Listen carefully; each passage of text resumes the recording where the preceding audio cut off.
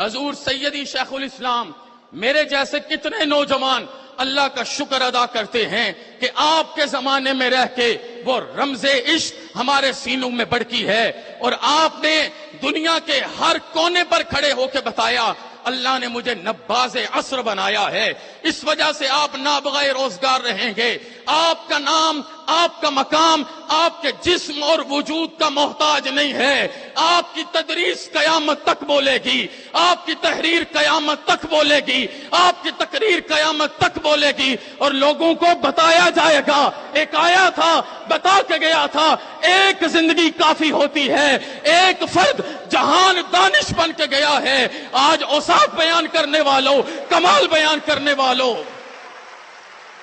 حضور میرے بڑے بھائی پروفیسر ڈاکٹر حامد فاروق شاہ صاحب اس سال آپ کو ٹورنٹو میں ملے، میرے بھائی جناب عبدالرحمن چودھری صاحب کے توسط سے، تو انہوں نے بھی یہ جملے آپ کو کہے۔ میں حسنی حسینی سید دل کی گہرائیوں سے یہ جملہ کہتا ہوں، آپ نے فذکرونی کا حق ادا کیا ہے، آپ نے